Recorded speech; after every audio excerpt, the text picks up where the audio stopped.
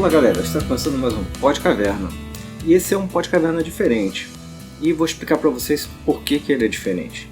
No dia 11 de junho, nós fomos convidados para participar de um evento lá na UFRJ, um evento chamado Pluralidade na Rede. Esse evento foi dividido em duas partes. E antes de falar dessas partes, eu queria deixar registrado aqui o meu agradecimento ao Rafael Otati, que me convidou, a mim e Fernando Ramos, para participar dessa mesa. Só que a gente acabou levando o Podcaverna inteiro para lá e foi muito legal porque mesmo quem não esteve participando diretamente das mesas, participou também com perguntas e interagindo aí nas duas mesas, Então vamos falar aí como foi o evento. O evento teve duas mesas e a primeira mesa ela foi intitulada Mulheres na Podosfera. E essa mesa foi composta pela Luísa Braga, lá do podcast Lado Black, da Ira Croft, do Mundo Freak e do Ponto G, a Domênica Mendes, criadora da campanha O Podcast é Delas e também apresentadora do Perdidos na Estante. Se você acompanha o Podcaverna em podcast, você sabe que a gente participou do Podosfera Unida ano passado e eu acabei apresentando um episódio lá do Heitor Cabuloso, que é muito legal, é um podcast muito bacana. E além delas, a gente teve a mediação da mesa, foi conduzida pela Beatriz Santos, que é do Ponto G e do HQ da Vida.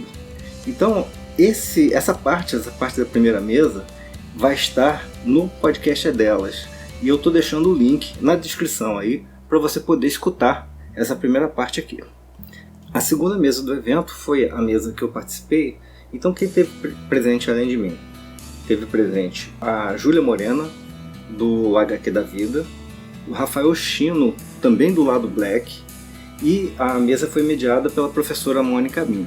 Então essa galera toda, desses podcasts todos aí, eu estou deixando o link lá no post para os podcasts desse pessoal todo aí, tá? Para você poder conhecê-los, porque só tem podcasts legais. E é o seguinte, também convido você para entrar lá e acessar o podcast é delas para escutar a mesa número 1, que foi muito legal e para você ter uma noção de como foi o evento como um todo, foi muito bacana. Se você está chegando aqui no Podcaverna pelo link lá da mesa 1 do podcast é delas, seja bem-vinda, então acompanhe com a gente e eu convido você também a assinar o nosso feed e acompanhar o Podcaverna. Valeu? Então fiquem aí com a íntegra do evento.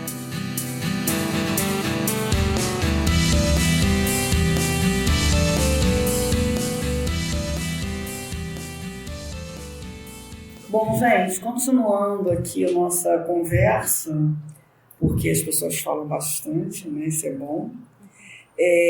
Nessa segunda mesa, a gente está propondo que, na verdade, vai ser uma continuação, porque está tudo interligado, falar de podcast política, que, na verdade, estava totalmente inserido na mesa anterior, Então, acho que vai ser uma continuação dessa conversa que está bastante legal.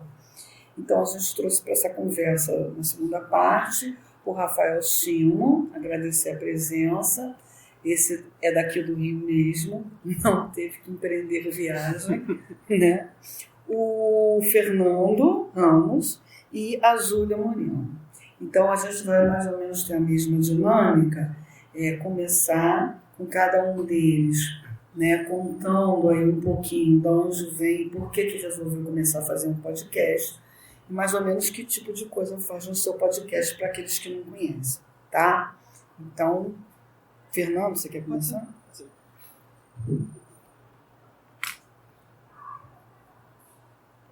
Esse chegou e acabou. Foi? Tem que ser esse então, aí. Tem que ser esse aqui.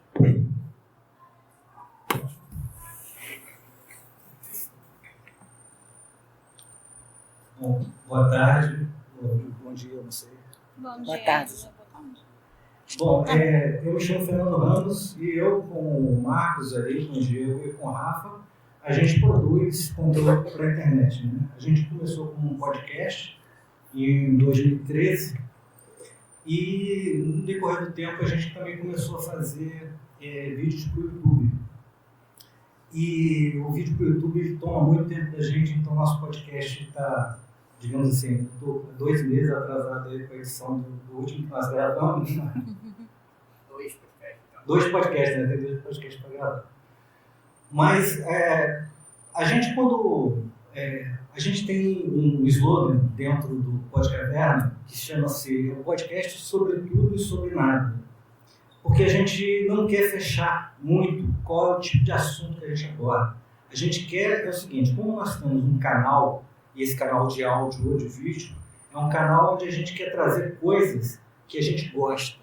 Né? Então, um livro bacana que a gente gosta, uma série legal que a gente gosta, um filme que tem impactado a gente, ou assuntos que sejam assim, a gente costuma dizer que a gente fala de futebol de botão, a física quântica, literalmente. Quando a gente fez essa piada, a gente não tinha gravado ainda, mas depois nós chamamos uma pessoa especialista em futebol de botão e um especialista em física quântica para falar sobre esses assuntos.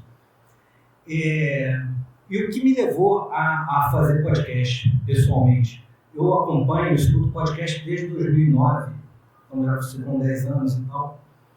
E assim, ela sempre foi uma mídia que me encantou muito, porque é uma mídia que não prende você, né? Você está fazendo qualquer tipo de atividade e está escutando podcast. Está lavando louça, está caminhando, está viajando, você está escutando podcast. E tem essa coisa, né, que o pessoal da mesa anterior falou, que eu acho que tem muita propriedade, que é o fato de o podcast parece que é o cara que está falando do ouvido e parece que é quase uma conversa. Você, se bobear, daqui a pouco você responde o que o cara está falando, porque é uma coisa muito íntima, né? E você não está preso numa telinha ali. Não é uma coisa assim...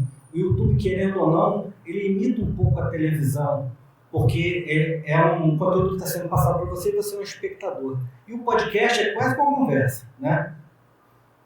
E, assim, aí eu escutava muitos e tal, e aí eu cheguei pro Marquinhos, né, eu tinha acabado de separar, falei com ele, pô, bicho, tinha vontade. Aí fui morar na casa dele, falei, pô, bicho, ele é meu sobrinho, tá? Quem não sabe, ele é filho da minha irmã. Eu falei, pô, cara, tenho uma vontade enorme de fazer um podcast.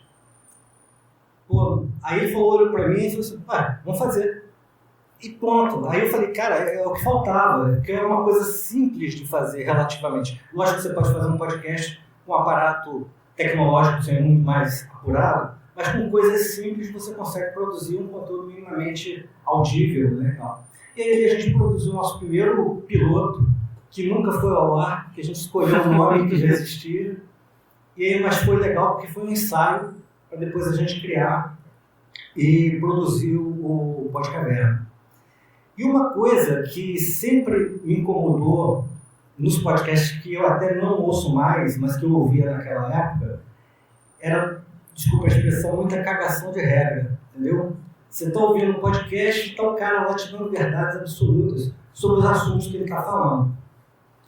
E eu pensei assim, pô, cara, por que eu quero fazer podcast? O que me motiva? E é o que me motiva até hoje, fazer podcast, fazer conteúdo para YouTube. E é um legado isso.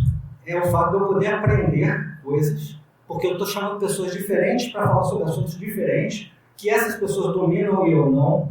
Então, legal, estou podendo aprender coisas novas, como hoje eu estou aprendendo aqui. Hoje eu aprendi um montão de coisa, cara. Estou assim, mega feliz com isso.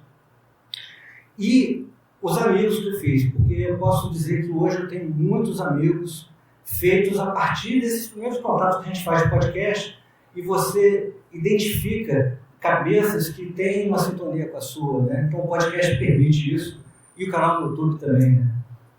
Então, assim, e por que a gente diz que a gente tem uma máxima, né, no Podcaverna, que a gente disse no primeiro episódio, que volta e meia a gente repete. A gente não sabe que porra não. Não sabe mesmo. Mas a gente quer aprender.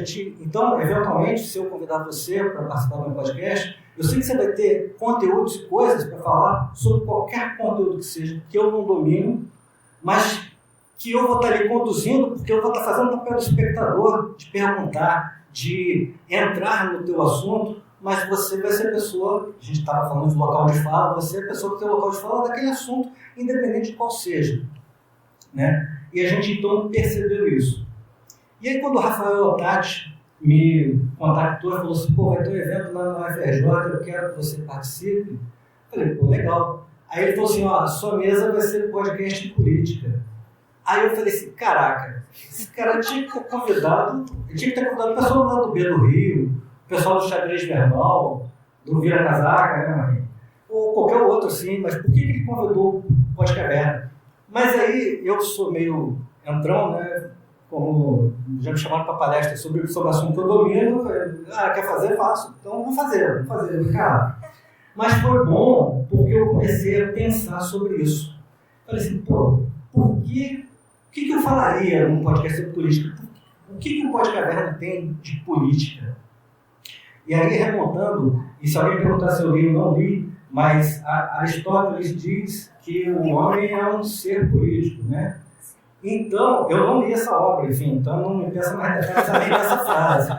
Mas essa frase resume muito bem o seguinte: a gente acorda e interage com os outros seres humanos e faz todo esse processo, e é um processo político, porque o que é? Não é política partidária, é a política mesmo, do dia a dia, de você entender o outro, de você construir uma sociedade. E isso você faz no seu sofá lá, né? Interagindo nas redes sociais e também interagindo com as pessoas e quando você produz conteúdo. Então, na atual circunstância hoje, que a gente vive no país da gente, onde estão dilapidando aí o conhecimento, onde está um crescente muito grande de intolerância, você pegar e abordar física quântica, você está tomando um ato político, porque você está trazendo alguém que entende de um conhecimento que está sendo questionado, ou que muita gente está utilizando esse conhecimento de forma errada, né? Falando que física quântica explica o esoterismo e tal, e você está trazendo um cientista para falar sobre um assunto e tratando aquele assunto de uma forma a trazer conhecimento. Então, eu acho que conhecimento é uma das formas que você tem para você compreender melhor a sociedade, e ao compreender melhor a sociedade, você consegue mudar aquelas coisas que não estão legais, você consegue entender o outro, né? Você consegue dialogar com os conhecimentos todos. Eu acho que isso aqui me motiva, e nesse sentido eu acho bom. Então, já que o Otati achou que eu poderia falar sobre isso, eu acho que nesse viés aí eu me encaixo,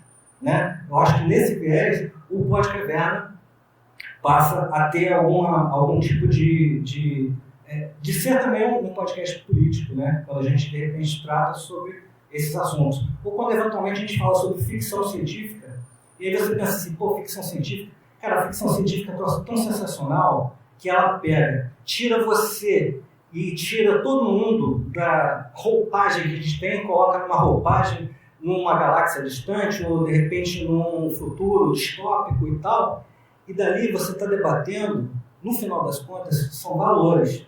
E esses valores são os valores, cara, que estão permeando a sociedade da gente aí.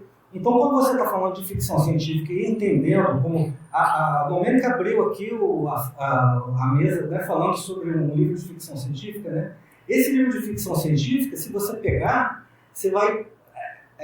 todo mundo falando de livro profético, né? Porque, na verdade, o autor, de repente, não tinha a intenção de ser profético, mas ele tinha a intenção de fazer as pessoas pensarem como seria um mundo onde você tivesse uma realidade que fosse uma realidade de desequilíbrio. E aí, quando você está pensando sobre isso fora da sua roupagem, você também está se livrando um pouquinho de alguns estereótipos e tal, e está pensando no assunto em si, e não se o ator da coisa é um alienígena, ou é um cara, um zumbi, ou alguém do futuro, enfim. Na verdade, você está focando no que interessa naquela obra, que são os valores, né? E aí, então, é isso que me motiva a fazer conteúdo, é isso que motiva a gente a criar coisas e fazer. Então, às vezes a gente está falando sobre games de corrida, que a gente gosta muito, porque a gente quer abrir espaços dentro do canal da gente para coisas que a gente gosta e coisas que a gente eventualmente não encontra no mainstream, né? A gente fez um vídeo que é bandas obscuras que amamos, mas não obscuras no sentido de sinistro e tal, obscuras desconhecidas. Por que a gente fez esse tipo de vídeo? Porque eu conheci uma banda que eu achei tão maravilhosa, que não toca em rádio, que não toca em televisão, que não toca em lugar nenhum. Eu falei assim, eu tenho um canal, eu quero abrir um espaço para que mais pessoas conheçam isso me faz tão bem. Assim como, eventualmente, quando a gente convida outras pessoas, e que todos aqui que produzem conteúdo já estão previamente convidados para participar do Pós-Caverna no futuro, porque vocês têm muito para trazer para a gente, e eu acho que eu tenho um canal, eu acho que o canal é a contribuição que eu posso dar, e as outras pessoas vão contribuindo com seus conteúdos, e isso é muito legal, porque eu vou poder aprender mais. Então, é por isso que eu estou aqui.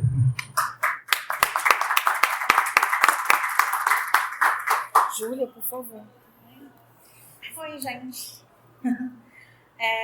Bom, mundo novo, né? Boa tarde. Eu sou do HQ da Vida, eu sou designer do HQ da Vida.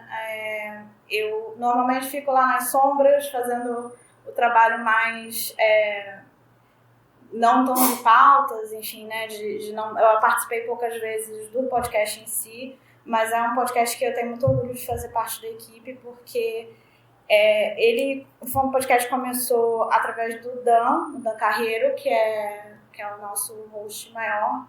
A gente tem outras pessoas na equipe também hoje em dia. Então o Dan é um homem gay, cis, branco, e aí ele, durante o período em que ele começou a HQ da Vida, ele começou meio na porrada, foi tentando entender como fazer a feed, foi lá dentro da Cracóvia, lutou muito para conseguir estabilizar. Depois ele se juntou com o Sidney Andrade, que também é um famoso lá da Cracóvia, que é uma pessoa maravilhosa, também é um homem gay no Nordeste.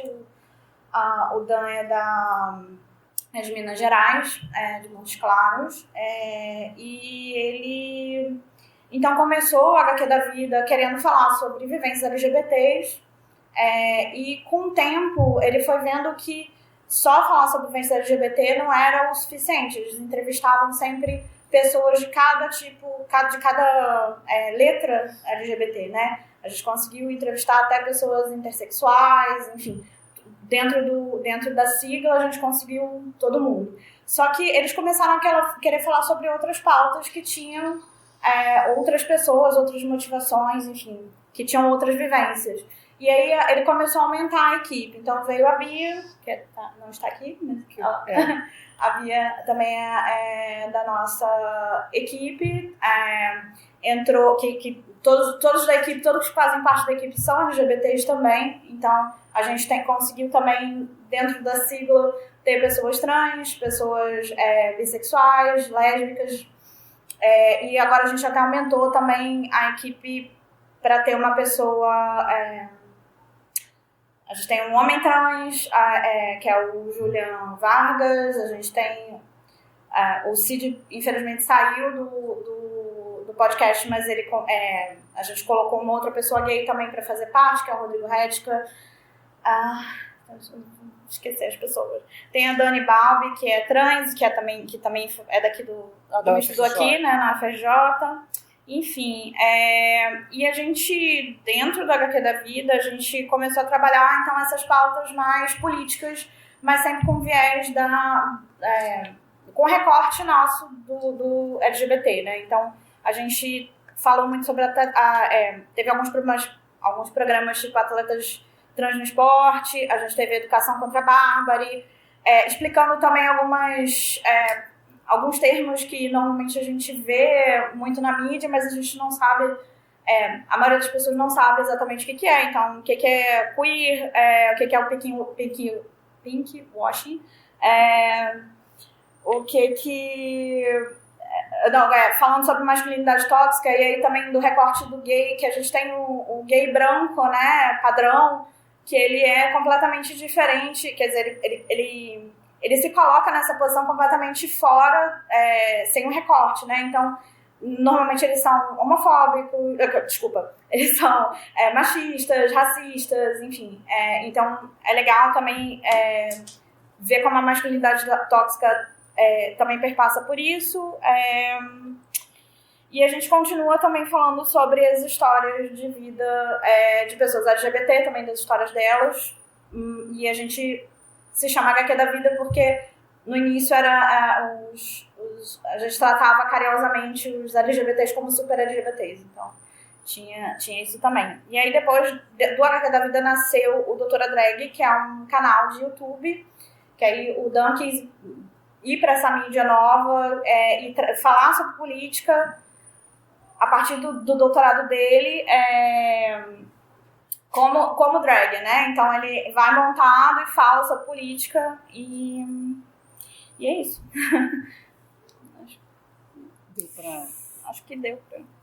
Só para esclarecer, infelizmente, além da Júlia, a gente tinha convidado o Danilo para participar e ele estava pronto para vir. Mas o corte promovido pelo governo Bolsonaro, né, fez com que ele não pudesse, porque, como todo mundo que veio de outro estado veio por conta própria, ele é professor do Instituto Federal, lá de Montes Claros. E ele tinha, como todo professor de UFRJ, de Universidade Federal, que é convidado para ir a algum evento, ele tinha a possibilidade de pedir um auxílio para pagar a passagem dele e pagar o hotel. E esse auxílio foi cortado. Então, ele não teve mais condições de vir, mas ele estaria presente. Só quero esclarecer que, além da Júlia, ele também estava disposto a vir, assim como a Lu, a Domênica e a Ira vieram, mas ele realmente não teve condições. Então, agora a gente tem o Rafael para falar. Bom, eu começo com vantagem, porque a Lu já explicou basicamente como foi o processo do lado Black, mas eu posso talvez falar por que eu continuei fazendo podcast. O podcast, para mim, ele me possibilitou uma coisa que eu sempre tive dificuldade, que foi estudar. Eu tinha uma questão de autoestima muito forte, que me impossibilitava, eu não me sentia inteligente, não me sentia capaz. E o podcast me mostrou esse outro lado, essa capacidade de poder dividir. Eles sempre me incentivaram, sempre demonstraram que sim, era possível. E eu tive acesso a conteúdos que eu nunca ia imaginar na vida. Para vocês terem ideia, o lado Black a gente fala sobre tudo e qualquer coisa de verdade. A gente tem pauta sobre anime, a gente tem pauta sobre fanon, a gente tem muita pauta política, que é o que a gente gosta muito de falar. Então, isso me move, o podcast me moveu a querer sempre estar estudando sobre esses assuntos. E hoje em dia eu estudo pego artigos sobre psicologia, tento entender todo dia como está o cenário político atual e tá foda, né? Não é fácil. A gente tem que se recarregar todo dia, ao mesmo tempo que eu gosto de falar sobre identidade, sobre construção de personagens, sobre narrativa. Então, eu mudei a chave de alguém que não tinha autoestima para estudar para alguém que acho que estuda até coisa demais. Então, eu me movimentei a continuar fazendo o podcast por causa disso. O podcast é o que... E foi engraçado, porque uma vez eu estava pegando um livro qual estava tendo muita dificuldade, que era do Vladimir Safato, que é o Circuito dos Afetos. O que ele é didático no YouTube, o livro dele é um pouquinho complicado, né? E eu estava falando com os meus amigos do trabalho sobre a dificuldade de ler esse livro, e eles falaram assim, mas por que você lê esse livro? Por que você se força a pegar um livro que é difícil? E eu percebi que, porque ser uma pessoa negra é ser constantemente atropelado. É como a Lu bem falou, a gente que vive dentro de uma sociedade de opressão, você só tem duas possibilidades. Ou você é atropelado, ou você, eu acho que eu posso falar esse termo, você é foda. Porque o mínimo erro, as pessoas vão cair em cima.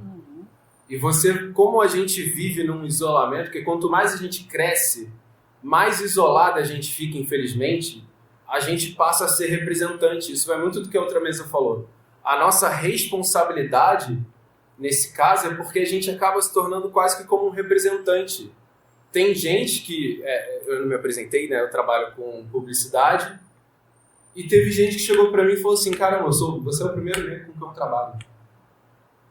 Então, a gente acaba se tornando o primeiro contato, por mais bizarro que pareça, de muitas pessoas, com o que é um negro, e um negro que pensa, um negro que estuda. Porque as pessoas criam um estereótipo de negro. As pessoas acham que pessoas negras não têm estudo, que não tem nada a oferecer. E isso que a gente estava até conversando a respeito de pautas, abrir pauta é isso, é abrir a pessoas que têm experiências diversas. Tem muito que ensinar, independente do quanto ela chegou. Meu sonho era estar aqui. quando eu era mais novo. Meu sonho era estudar na Federal, não tive possibilidade. Eu vacilo. Mas é muito interessante perceber que como agora eu tô aqui podendo falar. E como o podcast me possibilitou isso, sabe? Isso é muito incrível de verdade.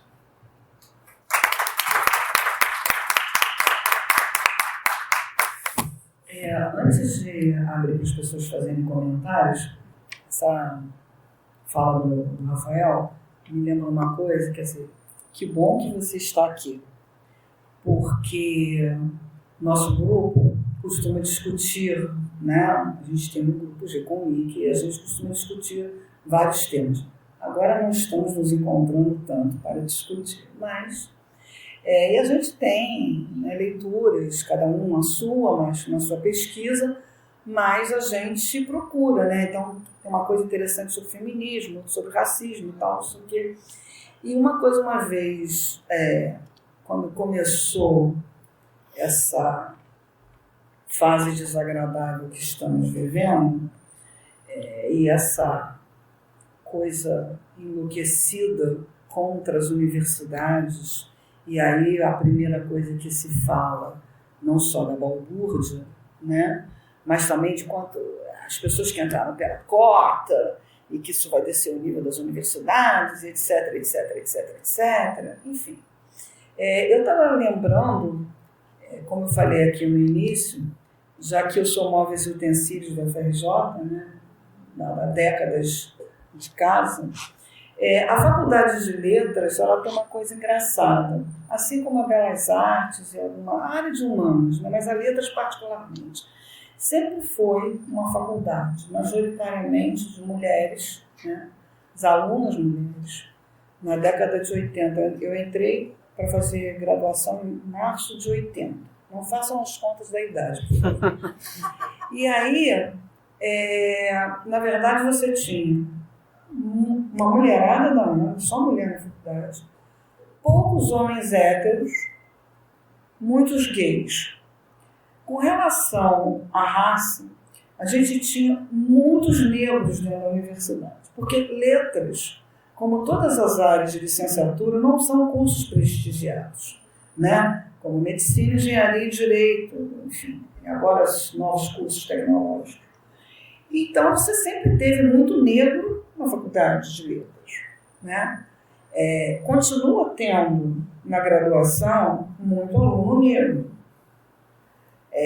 E agora, graças aos novos ventos, né, uma década para cá, as pessoas não têm medo de assumir, né, os seus cabelos black, os seus colares, as suas roupas e etc. Mas, uma vez conversando com uma moça que foi ao centro de estudos, e ela era negra, também da UFRJ, só que ela estava numa área bastante estranha, entre aspas. Ela era a única aluna que estava fazendo um mestrado na COP. Uma mulher negra fazendo mestrado na COP. O que é COP? A COP é a pós-graduação de engenharia mais prestigiada do país, majoritariamente de homens brancos e de famílias ricas. Na pós-graduação da COP, então, querida, imagina, né?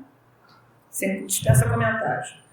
E aí, a gente estava conversando e ela falou, não, mas aqui é mais tranquilo, porque eu venho sempre aqui, na letras e tal. Eu falei, e eu comecei a pensar, engraçado, eu não tive nenhum colega negro no mestrado. E quantos colegas de 100? Eu não tive nenhum colega, homem ou mulher, não estou nem colocando a questão de gênero, não tive nenhum colega negro no doutorado. Quando eu estava terminando o doutorado, eu conheci um colega, que é até o Maurício Gonçalves, que também é ator, e que estava entrando para fazer mestrado. Agora ele já tem até doutorado, é professor da PUC e tal. Mas você vê que mesmo numa faculdade pública, onde você tem uma quantidade bastante razoável de pessoas negras na graduação, você não tem muitos alunos. Agora até tem, engraçado, um ou outro, olha só. Né? E no corpo docente, aí esquece. Porque esses anos, essas décadas todas, em 80, a gente está em 2020 quase, eu tive uma professora negra, sendo que a casa tem mais, além dessa, que já está se aposentando, imagina, foi minha professora, coitada, já, tem mais duas. Então, agora parece que nesses concursos novos estão entrando outras pessoas, porque as pessoas também vão ter uma formação, né, e vão fazer os concursos. Mas é uma coisa que não tem professor negro. Né? Então, isso é uma questão. E, assim, a gente está numa universidade pública, no Rio de Janeiro, né, numa área que é considerada não prestigiada. Então, onde essas, de novo, né, todas aquelas aspas, essas minorias poderiam estar aqui, né? Então, só para a gente refletir e passar aí a palavra para quem quiser começar a comentar, fala sobre. Só fazer um ponto a respeito disso. A respeito do que você falou, existe uma questão que me é muito cara de estudar agora, que é a respeito da representação, da questão simbólica, etc. A gente vive, e isso não é uma exclusividade brasileira, a gente vive um apagamento de autores negros. A gente não tem esses pontos de referência, apesar de autores negros estarem aí e serem destaques. E engraçado que esses dias tive uma espécie de esclarecimento o quanto as mediações dentro do capitalismo são momentos de maior apagamento desses autores. Porque esses autores eles conseguem conquistar espaço nesses momentos como agora, que é um momento de resistência. Mas quando as pessoas aceitam essas mediações mais brandas, infelizmente os autores negros são jogados para escanteio. Sim, totalmente. Se a gente não tem hoje de fácil acesso um autor como Abdias Nascimento, se a gente não tem de fácil acesso o próprio Franz Fanon que a gente falou, o Pele Negra e Máscaras Brancas, talvez a gente até consiga. Mas e o Condenados da Terra? Beatriz Nascimento, sabe? São autores incríveis que a gente não tem acesso. E isso ajuda a fortalecer exatamente essa imagem de eu sou capaz. Porque a partir do momento que eu falo, peraí, existem sim negros intelectuais, existem sim negros pensadores, e eu quero ser aquele cara, saca? Pô, eu não quero ser um Foucault, eu quero ser um Franz Fanon, sabe? Eu quero olhar para um autor e olhar para todo o material que ele carrega, olhar para essa leitura que ele tem do mundo e me identificar. Para olhar o movimento decolonial, por exemplo, e falar assim, pô, peraí, isso aí é para mim, isso me acrescenta, sabe? Então, isso me é muito caro porque eu gosto de estudar não só essa representação dessa questão de como é esse apagamento, mas também de questão leviana, de ter um herói negro, de ter uma ficção, por exemplo, que tem um personagem negro. Isso tudo ajuda a trabalhar porque a nossa vida é cheia de lacunas de representação. Seja na parte intelectual, seja na parte mais, sim, fútil, sabe? Então, acho muito importante isso que você trouxe, porque não é só uma questão de... Ele vem por uma falta de condições, claro, de acesso. As cotas, ela é uma pequena medida, porque a gente não está tratando, por exemplo, de esgoto, a gente não está tratando de comida, a gente não está tratando de violência. A cota ela é uma soluçãozinha perto do que a gente tinha que fazer. Sim. E só ela já promoveu uma mudança muito drástica, mesmo ela sendo muito pouca. E uma raiva. Pois é. E já tem uma reação das pessoas gigantescas contra as cotas. Essa pequena mudança. A gente está falando aqui de 50% da população brasileira e, salvo engano, é 14%. de acesso. Eu não lembro os dados corretos, perdão por isso, mas o crescimento de pessoas brancas ainda é muito maior dentro das universidades. Sim.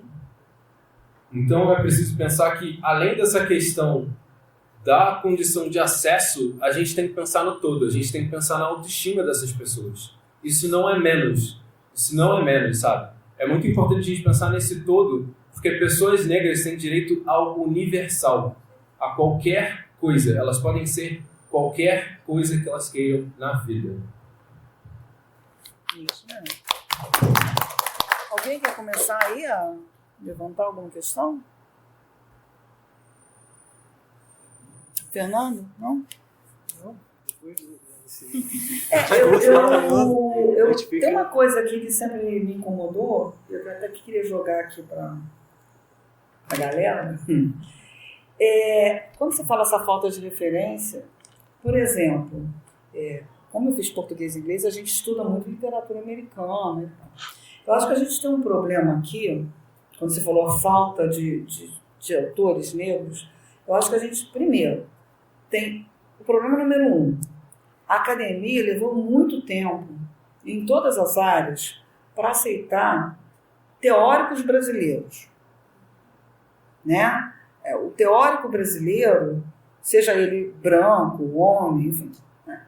Teórico brasileiro era sempre o de segunda classe. Aí, já umas 3, 4 décadas para cá, você tem teóricos brasileiros, pelo menos estou falando da minha área, assim, né? que a gente estuda, que são importantes, de fundo e tal, etc. Só que isso não ocorre, por exemplo, com os teóricos negros, como você falou. Nós temos intelectuais negros que são importantes.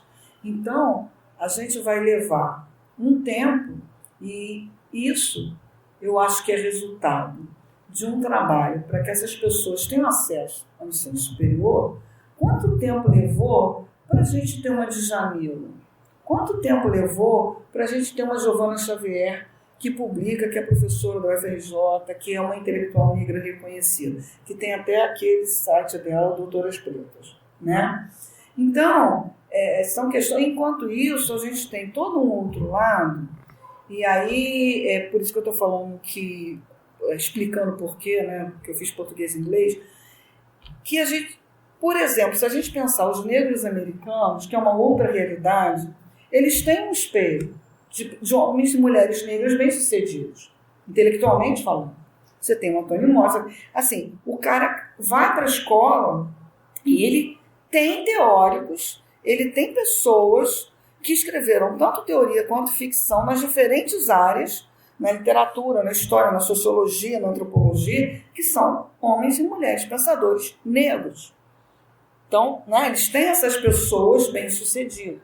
Eles têm, desde a década de 40, 30, 40, claro que com restrições, etc., mas a affirmative action, os negros iam para a universidade. Então, por exemplo, estou falando isso porque me vem à mente agora que algumas pessoas, eu como gosto muito de música e de música negra, outro dia eu estava vendo a vida do Quincy Jones, que é um cara que já está muito velho, né? E tem mais de 80 anos. E, por exemplo, aí está lá o cara de uma família pobre, na década de 30, 40, quando ele começou a correr o país como músico, o cara tinha terminado a high school. Quer dizer, é normal que as pessoas vão à escola e terminem a sua formação.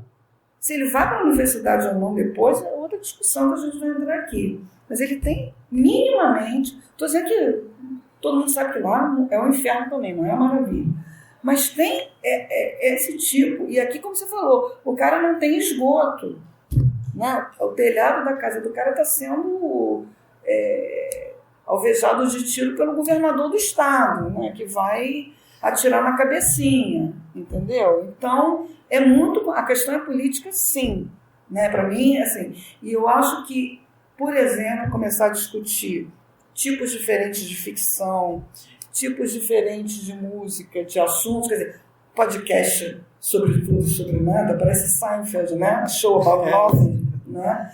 É bem isso, né? Sobre tudo, você pode falar sobre qualquer coisa, né? Agora, sempre tomando aquele cuidado, depende do que você fala, mas como você fala, né? E aí eu penso assim, que a gente tem, queria que assim, a luta aqui, tem outras pessoas aqui, eu queria que a gente começasse a pensar isso, né? O cara hoje, a menina hoje, que tem os seus 19, 20 anos e é negro, quem é a pessoa bem-sucedida que ele vai se espelhar? Bem-sucedida, não estou falando do ponto de vista fútil, material de ficar milionário. Bem-sucedida, realizada na sua profissão, né? O jovem de classe média, ele tem o tio dentista, o pai sei lá o quê, a mãe comerciante. Até me lembro de uma coisa que a Domênica estava falando sobre a escola, né, que a escola é branca, a história é branca. A escola, eu acho que... Tá aí, eu quero colocar essa discussão aqui, queria que as pessoas falassem sobre isso. A escola, ela é, até hoje ainda, né, a educação, ela é branca, majoritariamente feita por mulheres. A maioria dos professores do ensino básico são mulheres, né? Então, vamos pensar, né? Percebe? Esse not that easy, né? Não é fácil. A gente tem aí várias... a coisa é complexa e, assim, que educação é essa? E aí eu concordo que o podcast ele tem esse papel, né? De educar no sentido amplo, né? De você expor as pessoas. Não é ditar regra, como o Fernando diz, mas expor as pessoas a trilhões de assuntos, para que elas comecem a pensar sobre trilhões de assuntos. O que ela vai fazer com aquela informação, depois é problema dela. Né? Se ela vai dar prosseguimento, se ela vai se interessar por outra coisa, vai achar que aquilo realmente era uma bobagem, que ela não gosta daquilo, que ela gosta de outra coisa. Mas é isso que o Rafa falou. Dá um toque, né? Você começa a se abrir para esses assuntos. Né? Então, por exemplo, eu queria que a gente começasse a falar um pouco sobre isso. Deve. A palestra dos outros. Não, eu já falei na minha mesa, eu falei só na mesa dos outros. É porque você não se cala. Não aguento, muito ousado. Só tem uma cadeira aí. Só fazer uma parte aqui. Só fazer uma parte aqui. Adoro. Específico, porque quando você cita o exemplo dos Estados Unidos, né, eu acho que os Estados Unidos ele teve uma coisa, em comparação aí com o mundo colonizado, né, o processo de colonização do Brasil e dos Estados Unidos, os negros eles tiveram espaços exclusivos de autossuficiência durante a história deles, pós-escravidão. Eu acho que isso é muito importante.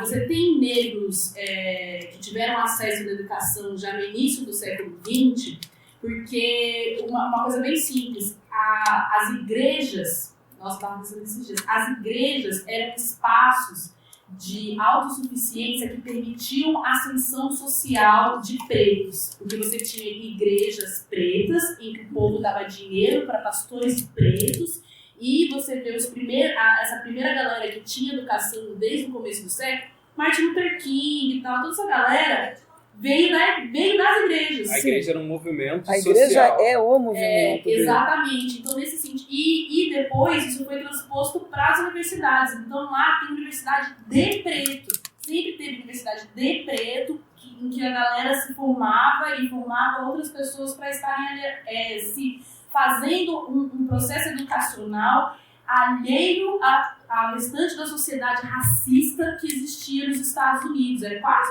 uma bolha mesmo, eles tinham suas bolhas de autossuficiência. E daí, eu vou pegar uma provocação que a Ira fez outra vez, e que o Chico também fez. A gente vê a cota como um bagulho ruim, mas, na verdade, eu fico pensando assim, é necessário, mas talvez a gente devesse pensar a cota e o racismo ao contrário mesmo, a cota reversa. Em vez de você ter uma cota mínima, você tem que ter uma cota máxima. Vai entrar no máximo 3 brancos aqui. O resto vai ser tudo outra coisa. Vai ser 3 brancos, 3 homens e o resto tem que ser outra coisa. Né? Para que a gente tenha... E eu acho que nesse sentido, os podcasts eles têm sido bem vanguardistas nesse meio, justamente porque são espaços de autossuficiência. Então a gente tem liberdade de fazer um podcast só com mulheres, a gente tem a liberdade de fazer um podcast só com homens. E, por exemplo, quando o Lado Black começou, isso em 2016, a gente conhecia mais um podcast que não estava mais ativo, negro, que era o Lado Negro da Força, que era um podcast geek, né, feito por pessoas negras, só que ele nem estava na ativa mais. De 2016, 3 anos para cá, a gente tem mais de 20 podcasts pretos, tá ligado?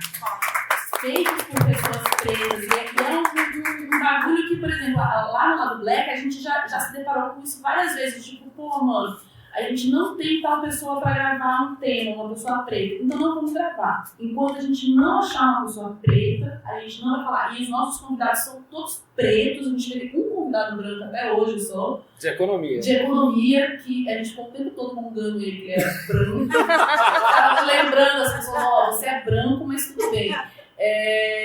E foi uma escolha ativa, que nem a Ira falou, tipo, o meu podcast vai ser porta de entrada para preto, para mulher, e isso dá resultado, porque dos podcasts, inclusive desses montes de podcasts pretos que surgiram nesse tempo, vários deles são de galera que ouvia gente, que começou a fazer, e daí foi replicando.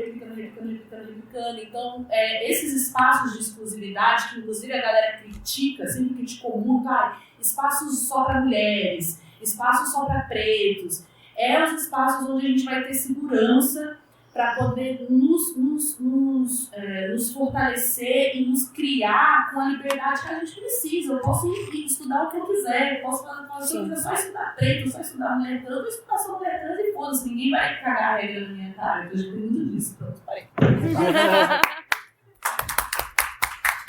Isso que eu quero falar, Fê? Assim, desculpa que ele saiu muito do tema, mas uma coisa também que eu fiquei pensando muito nesses dias que antecederam vir para cá, é uma coisa que eu tenho repetido assim, nos papos que a gente leva informalmente, sobre como a gente se tornou uma sociedade dos rótulos. E o que significa isso? Significa, por exemplo, que a gente tem um partido aqui chamado Partido Progressista, que é o partido mais conservador do mundo. E mais corrupto também, é bom falar. Enfim, então, as pessoas estão perdendo, às vezes, nas conversas, a perspectiva dos valores e estão se focando nos rótulos. Um amigo meu, que a gente conversa muito, o Luiz já participou várias vezes do podcast da gente também, e aí ele falou o seguinte, que ele estava na aula de Pilates dele lá e tal, e aí como houve a questão do corte na educação, e ele, num papo, ele e mais 2 pessoas, se posicionou contra, falou, pô, é absurdo, a educação é estratégica para o país e tal. E aí um camarada chegou para ele e falou assim, você é de esquerda, né? Tipo assim, o argumento do cara foi dizer o seguinte, você é de esquerda, ou seja, se é de esquerda é ruim, se é de esquerda é do mal. Porque, exatamente, mas não se discutiu naquele momento, naquele papo, vem cá, a educação é uma coisa importante, nós temos que valorizar isso, nós temos que valorizar, ou seja, conversar sobre os valores e tirar o foco desses rótulos que são limitantes, né? Então, nesse sentido, assim, é uma coisa que eu tenho falado bastante com várias pessoas, porque, justamente, no dia a dia a gente está fazendo política, a gente está conversando com as pessoas para que a gente, peraí, vamos esquece essa questão do rótulo que o Constantino aqui, vamos conversar sobre esse valor aqui, vamos conversar sobre fraternidade, vamos conversar sobre nos colocar no lugar do outro. Né? E isso está faltando porque se eu vou colocar no lugar do outro, não, mas aquele outro ali é negro, então é o problema dele. Peraí, velho, não é isso, né? Tem que ser diferente. Então é só isso que eu queria, só um adendo, que eu acho que é relevante. Deixa eu só para completar essa coisa da escola, né? Então a escola é boa, então você é de esquerda, né? Vamos lembrar que quando só uma classe médiazinha, mesmo que assim, o filho do carregador, do balconista, mas classe média baixa, pobre, branca, tinha acesso à escola pública, essa escola pública era boa. Bom era o cara que vinha da escola pública, porque a escola particular era pagou, passou. O cara que não vai bem na escola pública, reprovado, o pai bota no colégio particular para ele passar de ano. Quando você tem, com a lei 5692/70, olha como é que eu sou velho, promulgada na época da ditadura, pelo Jarbas Passarinho, que foi ministro da Educação e depois também da Justiça, na época da ditadura, quando você tem a obrigatoriedade do ensino para todas as pessoas, essa escola pública começa a ficar ruim. E começam a frutificar as redes de escola privada. Eu sempre estudei em colégio particular, mas eu fui professora da rede pública do município durante 13 anos. 10 anos eu dei aula na Zona Oeste, em Bangu. Quem mora no Rio de Janeiro sabe que é bem longe. E 3 anos eu dei aula dentro do Complexo do Alemão. A escola, que a gente só acaba com isso, não é somente fazendo a cota reversa. É fazendo assim, acabou a escola particular, todo mundo tem que estudar na escola pública. Rapidinho a escola pública vai ficar boa.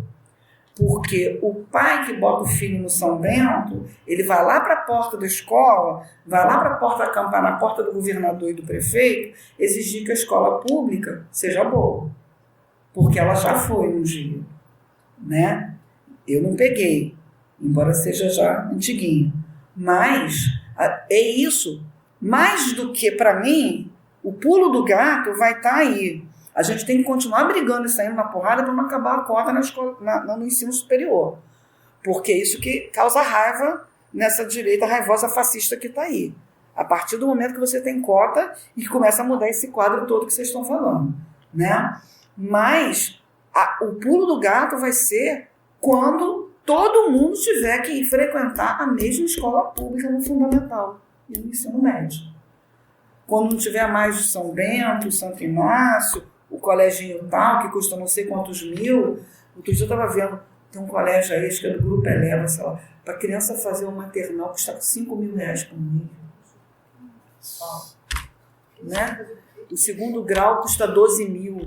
12 mil para o cara fazer o ensino médio. Mais do que uma faculdade de medicina. Então, paga. Né? Então, é melhor mandar o cara para os Estados Unidos. Deve sair mais barato. Mas entendeu? Então, acho que assim, eu concordo que a gente tem que forçar a coisa da coisa. Mas para mim, é antes disso.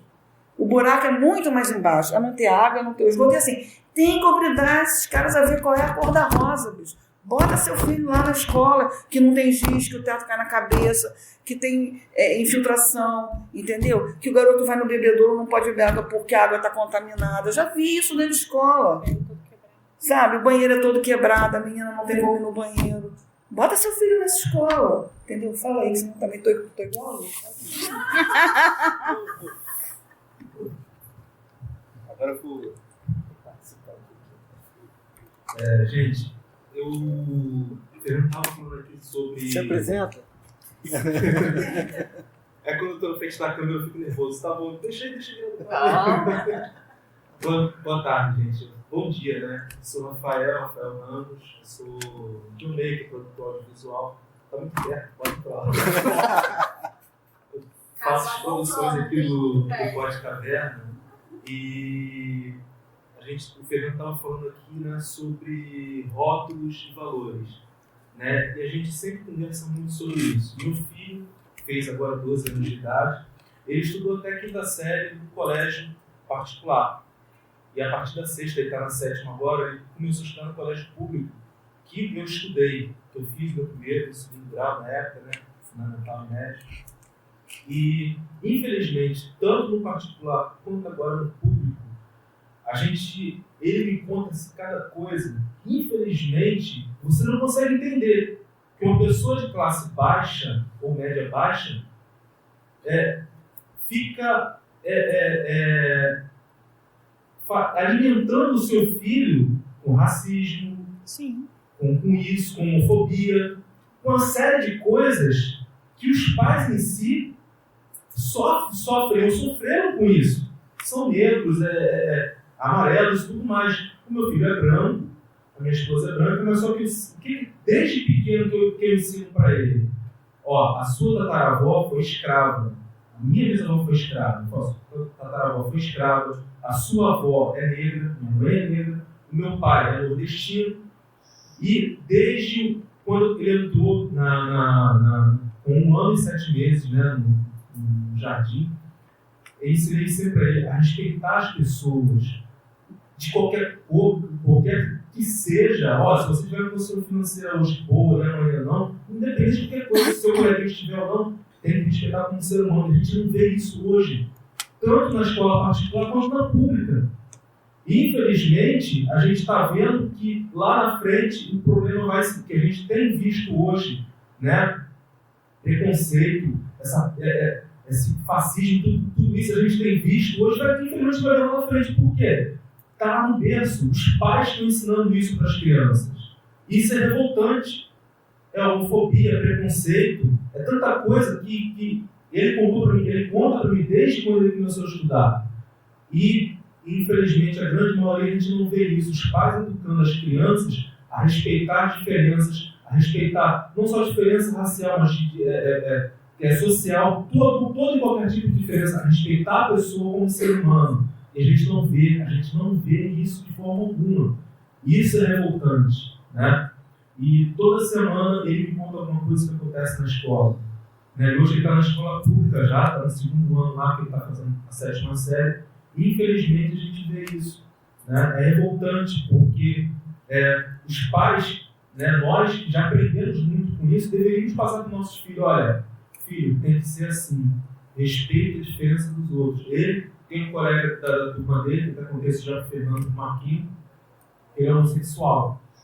E no começo no ano passado, na 6ª série, né, a professora falou, se apresenta, fala seu nome, e ela, a professora me falou, você fala se você é menino ou menina para turma e tal. Aí ele falou, meu nome é fulano, eu tenho tantos anos e tal, olha gente, eu sou menina, tipo, falando para a turma. E os meninos todos zoaram um garoto.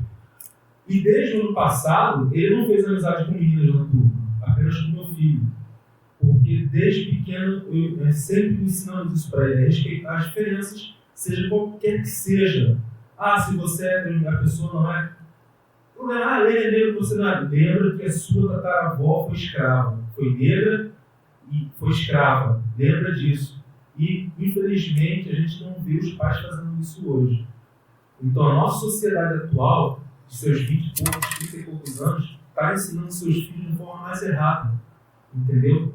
E é uma coisa tão conflitante, né? Que a gente vê evangélicos apoiando, né? Porque apoiaram, né, o camarada que está lá, que fica insinuando a ter que matar, o bandido tem que morrer.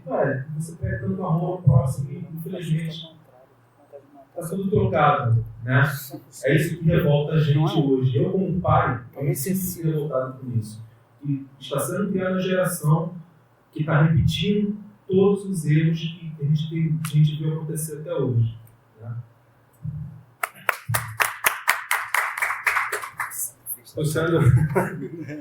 Puxando do tema, então, acho que pegando essa fala toda, eu queria falar um pouquinho que, no caso, o que seria então esse ativismo na web, né? Tipo, a gente está vendo essa, como você falou, da questão que você ensina seu filho a respeito da diversidade. E eu acho que a internet ela não é boa nem ruim, ela é um aspecto do avanço tecnológico humano, sabe? Uma ferramenta, ela tá aí, a gente tem que lidar com isso, mas se a gente teve uma transformação significativa do que é a imagem do negro, se a gente teve uma transformação significativa do contato com pessoas diversas, eu acho que a internet tem um papel fundamental nisso. Então, por isso que eu acho que as pessoas têm muito uma visão de que o ativismo na web é uma coisa de quem está sentadinho no sofá, não fazendo nada, tem que vir para a rua, e a gente esquece que isso é só um aspecto da vida humana, sabe? Se a gente hoje tem a possibilidade de conhecer histórias, tipo eu estudei escola pública e até, sei lá, deve ter 3 anos eu nunca tinha conhecido uma pessoa trans. sabe? E agora eu tenho essa possibilidade. Olha que incrível isso, sabe? Agora eu tenho possibilidade de aprender algo que eu nunca tinha aprendido na minha vida. Até há 6 anos atrás, o amiguinho gay era um páreo da escola. E agora não. Eu tive a possibilidade de me livrar desses preconceitos porque a internet me possibilitou isso. Me possibilitou ter um encontro maior com a pluralidade. Eu acho que a gente estava discutindo sobre a questão na mesa anterior, sobre a questão do papel do podcast nisso, né? Se ele consegue ou não consegue chegar na periferia, eu acho que talvez não. Mas nem na classe média alta a gente não chega. Não chega. Não chega. Mas a gente tem que fazer. Porque ele chega a alguém. Sim. E a gente quer que ele chegue a mais gente ainda. E eu acho que ele tem uma potência de aprofundar os assuntos muito grande. YouTube é legal. YouTube está controlado pelo que a gente sabe. YouTube. Spotify, a gente tem que ter um pé atrás. O podcast, além de ter uma capacidade de aprofundar assuntos, ele tem uma questão da tecnologia muito boa, que ele é independente ainda. A gente ainda consegue espalhar. Cara, para você tirar um podcast do ar, você vai ter que derrubar muito servidor. Sabe? Isso porque a gente só usa música assim, que tem direito autoral. Isso porque a gente usa só música que tem direito autoral. Nós também. Então, acho que pensando nesse ativismo na web, pensando no podcast em si, ele tem essa potência de dar voz a pessoas que nunca tiveram voz. Ou que, como a gente estava falando de apagamentos, o Estado e as empresas fizeram questão de apagar. A gente está registrando o que é a memória diversa desse país. Isso é muito importante, sabe? Sim. Só complementando o que você está falando, a imprensa e as mídias, esses conglomerados, né, famosos que a gente tem, tanto agora estão vendo a potência do podcast, que as grandes redes estão fazendo os seus, e olha, gente, agora o nosso programa tem podcast, a gente está falando sobre esporte, sobre isso. Então, quando a gente faz aquela clássica brincadeira de será que eu ando no podcast, talvez realmente 2019 20 seja, porque esses grandes conglomerados de comunicação não estavam pegando isso, agora eles estão. Sim. Agora está fazendo evento pago na Zona Sul, para público muito específico, pagando R$250 o ingresso. Então, Pois é. dá pra editar podcast, gente, por favor. Um comentário. Claro. Por favor, não? Vá lá para Nem precisa de o público fala. Boa tarde. Eu comecei a fazer um podcast agora há pouco tempo, né? Do Pegadeiras, que é sobre rock e bicicleta. Mas o que paga os boletos é o meu trabalho como professora na rede estadual de ensino. E sobre isso, de que o podcast ainda não atinge, né, as pessoas, não só as pessoas mais pobres, mas até as classes mais altas. Quando eu comecei a falar no trabalho, atualmente eu estou na sala de leitura. E aí, quando eu comecei a comentar com a galera que frequenta mais a sala de leitura sobre o que eu estava fazendo, quando eu falava a palavra podcast, a primeira coisa, quem sabia o que era, achava, como você gosta de funk? Aí eu... Isso é maravilhoso. Então, é outra realidade, né? Tem muitos podcasts de funk. Sim, a molecada, Coletânea.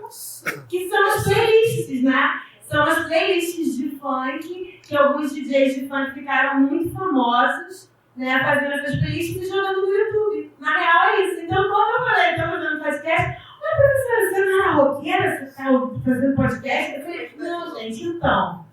Quando eu comecei a comentar que existe podcast sobre tudo que se possa imaginar, eles estão, assim, chocadíssimos. A sala de leitura está sem formato, está sem internet há mais de um ano. E assim, quando tinha internet, quando surgia qualquer assunto, eu rapidamente abria e mostrava, ó, isso aqui que eu estou falando. Ou então, isso aqui que a colega falou, né? Como não tem, então eu ainda não mostrei nada. Eu comentei, mas não sei se eles foram olhar. Mas eu estou ouvindo vocês falarem e ouvindo agora, eu estou pensando de repente num horário vago, de alguma turma que está de bobeira, a gente ir na sala de informática ou mostrar alguma coisa, ou fazer um grupo no WhatsApp, para mostrar algumas coisas. Porque, gente, vocês podem estudar, né, para o Enem, vocês podem pesquisar, quem gosta sei lá, de série, de anime, né, que a molecada gosta muito de anime, mangá, eu não gosto. Mas, eu detesto.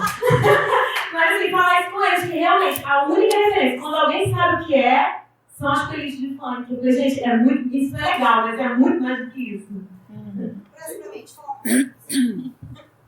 agora eu vou falar 3 horas. Nessa questão do ativismo na web, e o tema de vocês é política e podcast, eu fico muito reflexiva numa questão de novo, aquilo que eu falei quando eu estava na mesa.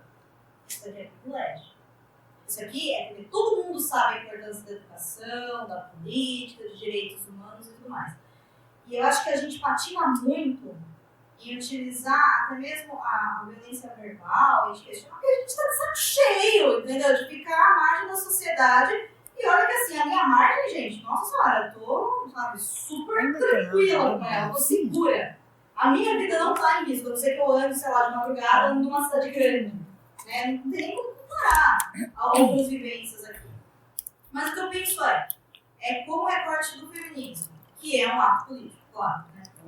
Como que a gente vai conseguir lidar em tornar, na verdade, esses conceitos e quebrar esses preconceitos de uma forma prática sem empurrar isso para longe? Sabe aquela coisa? Eu fui numa palestra lá na UFSCar do Boulos e ele deu uma chapuletada em todo mundo quando ele falou: a esquerda é desorganizada. E é isso, porque no fundo a gente fica se batendo e fica falando porque é opressor isso, opressor aquilo, e o opressor tá falando. E você vai falar: coitado de mim, tô sendo criticado. Né? Porque ninguém quer sofrer, é um princípio básico da questão humana. Né? Mas como que nós podemos ativamente chegar a essas pessoas e explicar para elas: sim, a sua atitude X é racista por causa disso. Entendeu? Sim, você está sendo homofóbica por causa disso. Uhum. Mas sem condenar a pessoa ao lugar que ela coloca a gente. Entendeu? Porque a gente não tem força suficiente. Se a gente tivesse força suficiente, a gente não estaria em desigualdade. Então, eu acho que a gente tem que pensar também o podcast, a forma como a gente interage na internet, como interage na vida em geral, em pequenos encontros, de como a gente vai conseguir criar realmente uma conexão e aprender a ouvir. Porque eu realmente conheço várias pessoas que caíram na ladainha de 2018, mas por medo. A ferramenta que esse sistema usa, que esse governo usa, é o medo. Uhum. Eles estão vendendo uma solução de uma coisa que não existe. A gente está lidando com coisas que tem pessoas sendo mortas de verdade, porque elas estão tentando fugir de uma coisa que não existe de verdade. Sabe? Então, até quando a gente vai continuar espantando quem a gente precisa agregar ou ficar criando esse negócio? Eu detesto o jargão que eu avisei. Avisou e não adiantou. Tá bom, gente, a gente avisou. E agora que a gente avisou, o cara tá lá. E o que a gente vai fazer? Um altar de homenagem, né? Sabe? Eu avisei. Tá, já avisou, gente, já foi. E aí? Sabe? Estamos juntos. E aí? A gente vai deixar mais gente morrer? A gente vai deixar acabar com as universidades públicas? Entendeu? A educação básica no país é vergonhosa. Tem lugar que realmente não tem. Eu moro num lugar privilegiado, ok. Mas eu fiquei chocada no dia que eu estava fazendo um trabalho voluntariado. Aí a menininha passou mal para levar ela embora. A menina morava numa área que é dentro da cidade, mas é afastada, né? Uma área periférica. E lá não tem esgoto. E a menina estava passando mal. E eu, o que eu faço com essa menina de, sei lá, 8 anos de idade passando mal, não tem esgoto? Sabe? Em casas que as pessoas colocavam papelão em janela porque não tem vidro. E assim, é uma cidade que tem uma federal e uma USP. É uma cidade que as pessoas saem do Rio de Janeiro para estudar lá. Entendeu? É uma cidade onde tem um polo industrial absurdo. Entendeu? Eu tinha lá em São Carlos o Museu da TAM. O Museu da TAM saiu de lá por falta de acesso. Então, as pessoas, elas estão preocupadas com coisas muito básicas, como não morrer de fome, como conseguir garantir o acesso para o meu filho. Meu filho não vai para a escola pública para aprender, ele vai para comer merenda. Então a gente tem que voltar muito lá atrás e repensar como que a gente vai conseguir trazer soluções E as soluções não vai ser uma solução universal. Não vai ter ninguém aqui nessa sala, em qualquer lugar nesse país, que vai dar uma solução e resolver tudo. São trabalhos múltiplos e diários. Mas como que a gente não espanta isso? Porque assim, por mais que a gente questione a elite, a maior parte da elite brasileira não existe, sabe? Desculpa, se você tem uma empresa e você trabalha nessa empresa, você é trabalhador. Elite é um cara que tá lá longe, entendeu? E tá vendendo a mão de, tá lucrando com a mão de obra dos outros. Como que a gente quebra isso? Como que a gente torna isso acessível para as pessoas questionarem e perceberem que nós não somos inimigos? É isso que a gente tem que fazer. E aí, gente, política é a pauta de vocês, é a mesa de vocês, né? O que vocês propõem, enfim. Como que a gente faz? De verdade, assim. Como que a gente se une? Como que a gente quebra isso? E por mais... O que a pessoa quer dizer quando ela fala pra mim, eu tenho medo de esquerda, eu tenho medo de direitos humanos? Ela tem medo de perder privilégio. Que ela acha que tem, né? Privilégio que ela acha que tem. Ela acha que ela tem privilégio, às vezes ela tem. Que é a história de, pode acabar com o SUS, eu pago o Unimed. Mas se você estiver numa estrada preso um caminhão passou por cima de você, não vai ser o Unimed. O cara vai dizer, deixa eu ver sua carteirinha, vai sair da Danilha, vamos levar ele. Vai ser o SUS. Entendeu? O Unimed, o sistema de saúde particular, só é bom porque tem um sistema de saúde público que dá conta de tudo. Aqui. Exatamente. Senão, se só existisse sistema de saúde particular, como é nos Estados Unidos, amigo, tu vai pagar pela ambulância. Você vai morrer. Você vai morrer. Então, são coisas que a galera não pensa. Não, mas eu não quero me procurar. Isso se aplica também à parada da educação também. Porque quando a gente fala que a educação pública já foi boa, é porque essa educação, na verdade, não era pública. Ela só era de graça. Mas ela não era acessível. Sim, mas o que eu tinha falado, o acesso, teoricamente, era só para... Essa educação e a saúde, todas essas coisas não foram feitas para serem públicas, né? Sabe? Deixa o Fernando falar. Só fazer um parênteses, né, só para complementar isso que a Domênica estava falando, que é a questão da empatia, né? E a empatia tem um problema muito sério, porque normalmente a gente tem pessoas de uma classe média que elas são muito próximas de quem está na classe mais baixa, mas ela tem uma empatia enorme com aquele discurso do cara que é a minoria da minoria mesmo. Esses são minoria de verdade, porque são aquelas pessoas que têm bastante dinheiro, que não passam por crises, mas as pessoas adotam, de um modo geral, esse discurso em detrimento do discurso daquele que está muito próximo dele e não tem empatia com aquele que está próximo dele. Por conta disso, você tem essa venda desse tipo de valores ou de inimigos inexistentes, porque são inimigos, de repente, daqueles 3, 4% lá, e não inimigos da sociedade, né? Enfim, o inimigo, no caso, a educação é inimigo desses caras. Né? Sim, com certeza. Por exemplo. Com certeza. A educação liberta. Agora, deixa eu só, conforme o Rafael e depois eles estavam falando, me veio uma coisa na cabeça, quando ela contou que os alunos achavam que podcast era só de funk, né? E aí vai, assim, ela acabou de falar que a esquerda é desunida, né? Enfim, puxão de orelha para todos nós, né? A gente tem esse monte de podcast sobre tudo, né? E tem essa compreensão de que determinadas camadas da sociedade têm que ser atendidas. Só que eu estou falando do ponto de vista de quem mora no Rio de Janeiro. Vocês que estão viajando para vir aqui participar com a gente, talvez não entendam muito quando eu falo da geografia da cidade. O que eu vejo, por exemplo, por que o cara... se você tem um podcast que é o Lado Black, por que um monte de jovens de diferentes comunidades não estão ligados nisso? Ou noutros, que ela falou que tem mais de 20 tantos que surgiram nos últimos anos, né? Porque eu me incomoda um pouco essa maquiagem, essa uma glamorização da favela. Então, por exemplo, aqui no Rio, toda vez que você vai fazer alguma atividade cultural em favela, eu gosto de falar favela porque vamos tirar a maquiagem. Você vai na Rocinha, no Vidigal e na Maré. No máximo no Chapéu Mangueiro, né? Aí eu quero saber quem é que vai lá em Santa Cruz, dentro do Cesarão, que é um conjunto habitacional completamente para gente ferrar. Eu quero saber quem é que vai lá para dentro da Vila Aliança. Eu quero saber quem é que vai para... Porque assim, se a gente tem um discurso de que o cara que mora na favela já está na margem, você imagina o cara da Rocinha, o cara do Vidigal, o cara da Maré, ele está aqui do lado, bicho. Sabe? Ele vai a tudo. E aí eu quero saber o seguinte, vai lá na periferia mesmo. Faz um evento cultural, ao invés de fazer um evento cultural dentro da Rocinha, faz um evento cultural na favela lá dentro da Zona Oeste, entendeu? Para mostrar para essa moçada que não tem só funk, que tem o de funk, que tem o de rock, que tem, entendeu? Que tem o de anime, que tem... Eu acho que a gente tem que dar acesso. Esses caras têm que ter... Depois ele decide do que ele vai gostar, mas ele tem que saber que diferentes coisas existem. Eles têm que estar expostos a todo tipo de produção cultural, entendeu? Isso me incomoda e sempre me incomodou profundamente, porque eu acho assim, isso assim, para você ver como é que a coisa é louca, todo mundo fala do complexo do Alemão.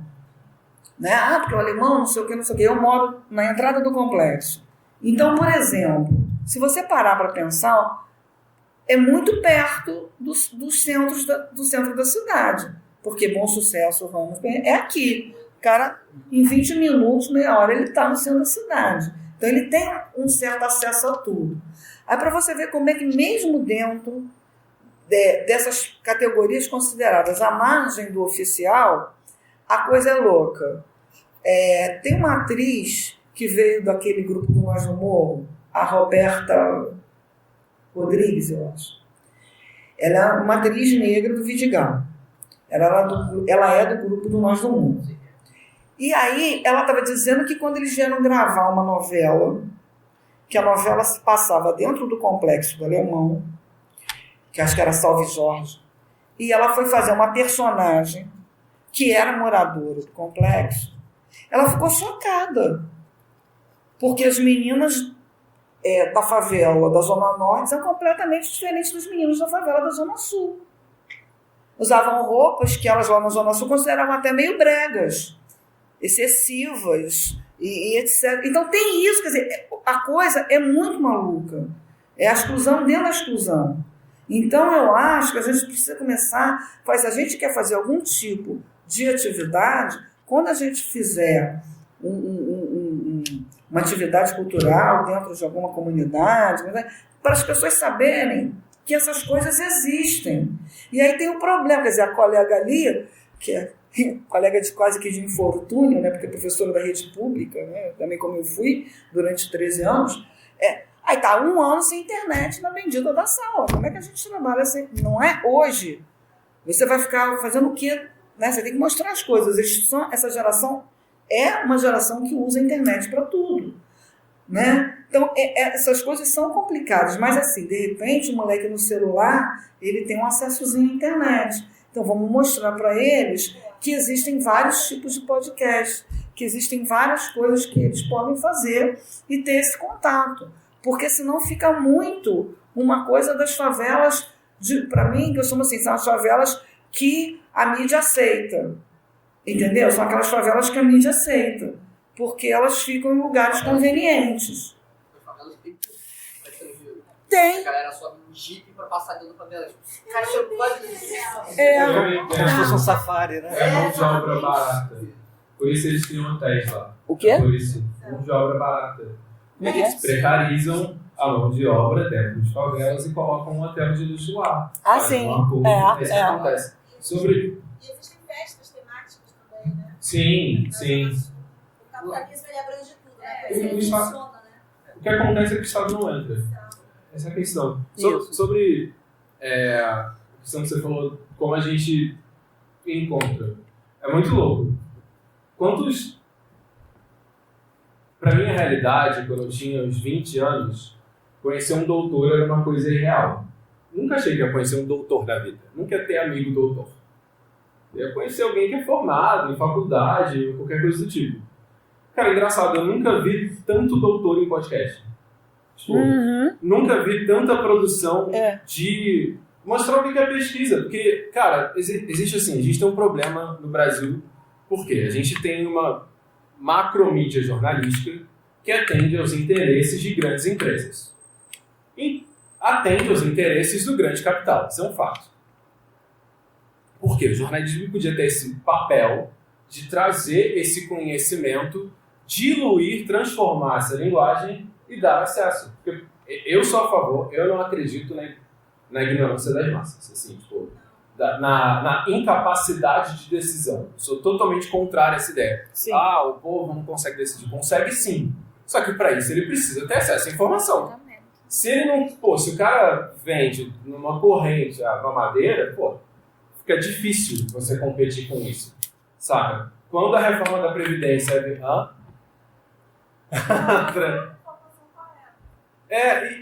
você joga assim qualquer coisa para qualquer pessoa que não tem base nenhuma, ou muita pouca base. Exato. Quando você bombardeia a mídia dizendo que é a Previdência deficitária, as pessoas vão acreditar. Sim. Quando a gente debate na mídia que o problema não é uma reforma tributária, as pessoas vão acreditar. Eu acho que o podcast, como eu falei, ele ainda não é uma solução ideal. Ele é uma solução boa, mas a gente pode pensar ele como um aspecto da pluralidade de divulgação científica. Só pegando essa coisa da reforma da Previdência, lembrei de uma coisa, que ontem estava voltando do centro de metrô, e agora nas telas do metrô tem um momento que passa um anúncio da Previdência, anúncio oficial do governo, propaganda do governo, explicando o que é verdade e o que não é verdade da Previdência. Verdade.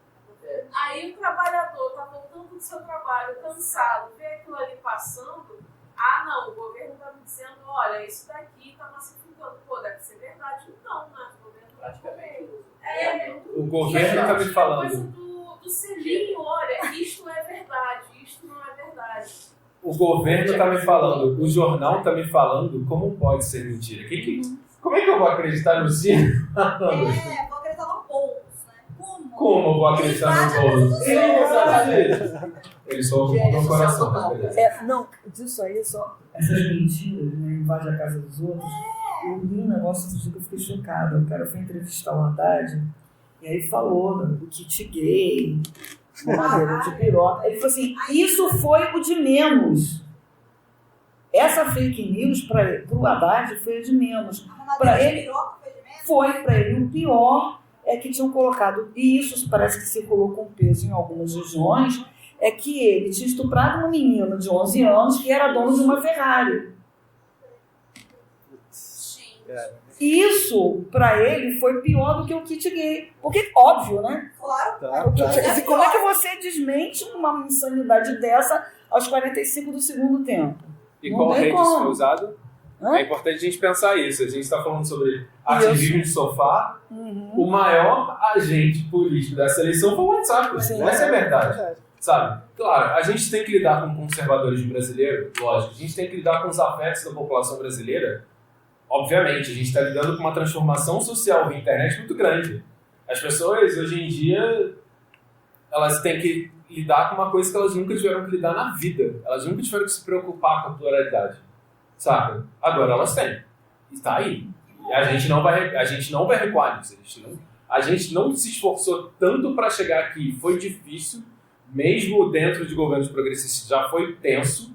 A gente não vai recuar agora. Essas pessoas vão ter que lidar com isso. Só que aí, fortalecido por uma rede de WhatsApp, aconteceu o que aconteceu. E a gente tem que lidar com isso. A gente não pode ignorar. A gente não pode, vou sair da internet, vou só fazer meu trabalhinho de fábrica. Velho, o capitalismo já está lá. Ele já precarizou a fábrica. Ele já jogou lá no shopping, todo mundo na lojinha, para não conseguir formar sindicato. O capitalismo já está muito à frente da gente nisso. Sim, acabou o emprego. E ele não tem... E a direita conservadora não tem compromisso nenhum com a verdade. Nunca teve. Sabe? Ela não precisa. Por quê? Ela está dentro da lógica do status quo. Ela está dentro da lógica do que as pessoas consideram natural. Pra que ela precisa se preocupar com a verdade? Com esse negócio transcendente? Sabe? Cara, a gente tá debatendo, olha que louco. A esquerda brasileira tá debatendo valores iluministas, isso é muito louco. Não faz sentido, isso era coisa da direita. Direitos humanos era pra ser coisa de direita, sabe? Porque direitos humanos só existe dentro de uma lógica do capital, sabe? E a gente tá debatendo o básico. Você falou a gente tava falando do bolo de ocupação, né? Um dia eu falei assim, com um camarada meu, eu falei assim, você tem noção que você tá defendendo a baldeação de terrenos? Você está defendendo que é muito... Ele falou, porque eu tenho um terreno e eu vou ficar muito puto se alguém invadir. Eu falei assim, você usa. Você está fazendo alguma coisa com ele? Você tem dinheiro para construir alguma coisa ali? Você não tem, porque eu te conheço, tu é meu brother. A gente tem esses brother que a gente, infelizmente, aceita. A gente tem até amigos que... É preciso. Mas aí Mas é isso, a gente tem que... James Baldwin era muito bom nisso. Um autor que foi apagado nos Estados Unidos, ele era muito bom nisso. Ele debatia de racismo sem usar essa palavra uma vez. Quem é James Baldwin? É um autor negro, um escritor, que ele... Um dos maiores papéis dele foi registrar a história negra. Assim, ele se colocava como um autor de fora.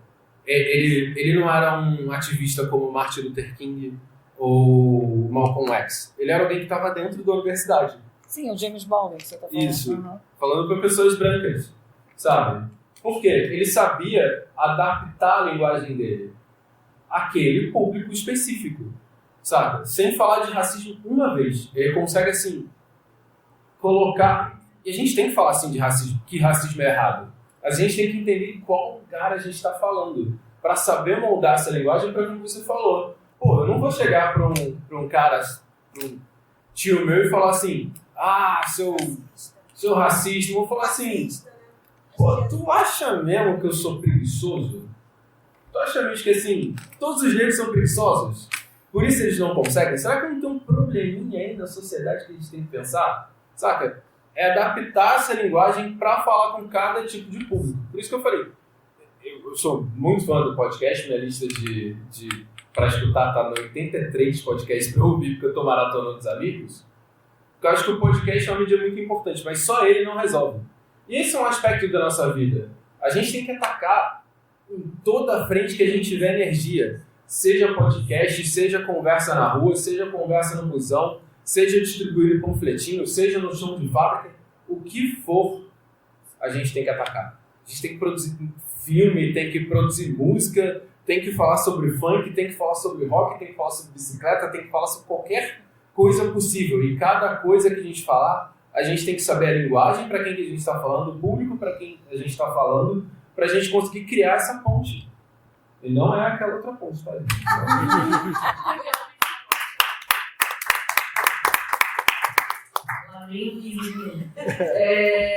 Então, pegando o gancho aí da fala do Chiro... Olha, só lembrando, a gente tem que entregar o auditório, que senão eu vou ser massacrada pelo cara. Tudo bem. Só para aproveitar a fala do Chiro e a fala do nosso amigo Fernando.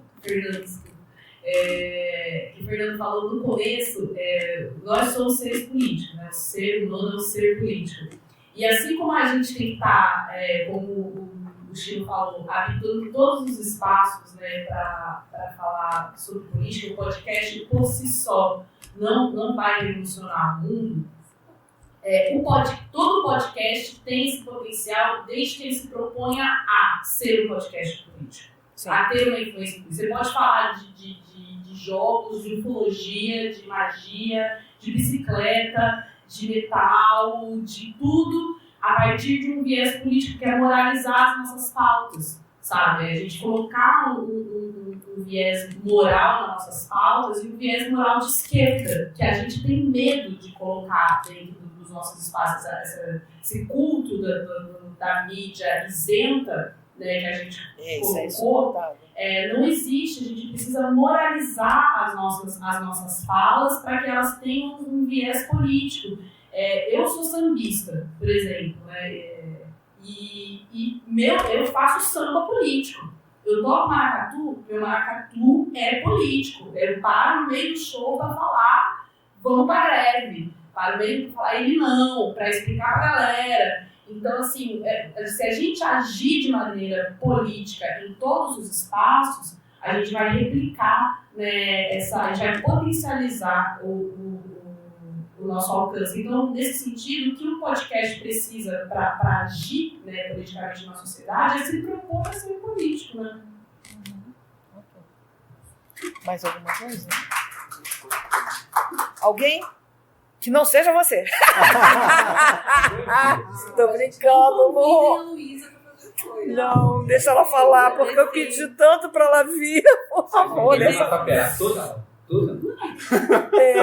Alguém quer complementar, porque a gente tem um horário para entregar o auditório, porque a gente tem outras atividades. Posso falar um minuto? Claro, por sempre. É só avisar para a galera o seguinte, que todo o material a gente filmou aqui, a gente vai disponibilizar na íntegra, tá? No nosso canal no YouTube, e tem o áudio em podcast, o áudio que a gente vai pensar o que vai fazer. Algum feed ele vai aparecer, e quando aparecer a gente vai colocar nas redes sociais da gente aí. Esse porque foi uma manhã muito legal de aprendizado. Então, a gente também faz política quando a gente leva esse conhecimento para fora desse espaço que a gente está aqui. Beleza, gente?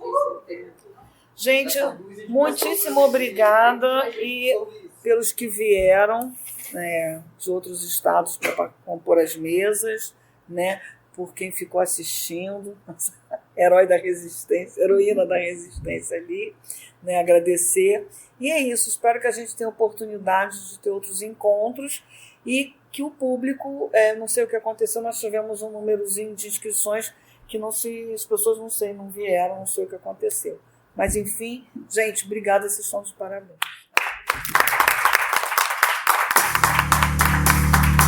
Todo o conteúdo desse podcast representa única e exclusivamente a opinião de seus realizadores e convidados. E opinião é igual a culpa, cada um tem o seu. O conteúdo desse podcast é livre e pode ser reproduzido, desde que citada a fonte e desde que não seja para falar mal dele.